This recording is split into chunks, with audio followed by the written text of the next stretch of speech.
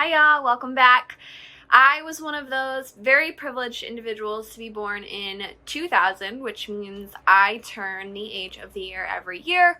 Last month I turned 20 and I wanted to take a second and reflect on what I've learned in the past 20 years. So, very early in my life, I learned that sharing is caring. My parents brought one of my little brothers home exactly 367 days after I was born. We are a year and 2 days apart, and he has been stuck with me for forever. Over the ages of 3, 4, and 5, I learned a lot about the alphabet and my colors, but I don't feel that I learned anything that was influential or impacting the way that I see the world or perceive life as a whole. 6, 7, and 8 were similar. I learned a lot about math and reading. I read some great books, but I, again, wasn't really impacted seriously. 9, 10, and 11 are where life started to get a little bit juicy. We fostered some kids. My parents had a couple more kids of their own. Life was crazy, but I still don't feel like I learned any lessons that I continue to see every day. So when I was 10, I started swimming though, and when I was about 12 is where the story of my life gets a little bit juicier. I suffered a pretty intense ankle injury, and I lived with it for 2.5 years before a doctor figured out that I needed massive reconstructive surgery at the age of 14. I learned that pain does not last forever, even if it feels like it will.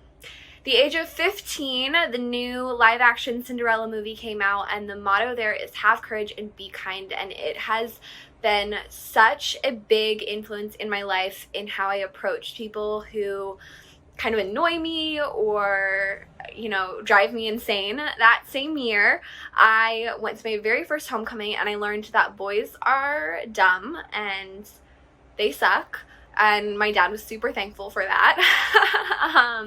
After that, I was 16 when I went to the Philippines, and my carry-on was stolen with my passport and all my money while I was in LA. So I learned the importance of not panicking in situations and being able to take a step back, breathe, and then figure out an action plan to move forward.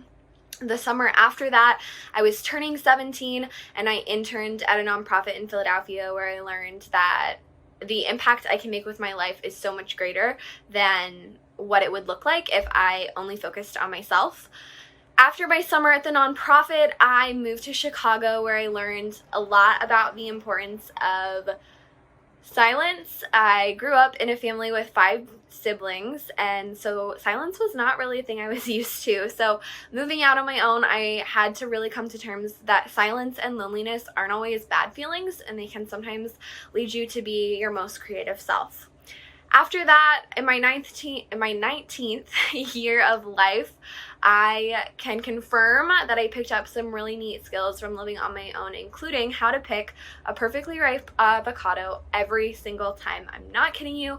I swear it's one of the special gifts the universe has given me, but it's something powerful. During my 19th year of life, I also learned that friendship is important. Friends, I'm not talking about friends that you work with and just see at work. I'm talking about friends that travel to Chicago or let you go to Fort Worth to see. I'm talking about friends that pick up snacks for you and deliver them to your house in COVID because you're immunocompromised and you can't go out. I'm talking about friendships that last, that endure time and space and hard life things. Unfortunately, when I was 19 this past February, my dad passed suddenly of a heart attack, and grief is not a fun thing, but I think I've learned that it's okay to not be okay, and it's okay to ask for help when you need it, to take space for yourself, to embrace silence and solitude when you need it. I've also learned that tattoos are an incredibly great way to grieve. Thankfully for my budget, most tattoo shops have been closed since March due to COVID, so I'm not totally broke yet, but they have been a fun part of my story over the past few years. And lastly, I've learned the importance of choosing joy. We can't always control what happens to us, and we definitely can't pick and choose the experiences that we have in life, but we can choose the way that we react to those and the way that we see the world. And as I've gone through some very unideal circumstances in the past year, I've learned that choosing joy can seem hard, but the sooner you can find something that you're excited about again, the easier it is to continue going on and loving and living a life that makes you smile.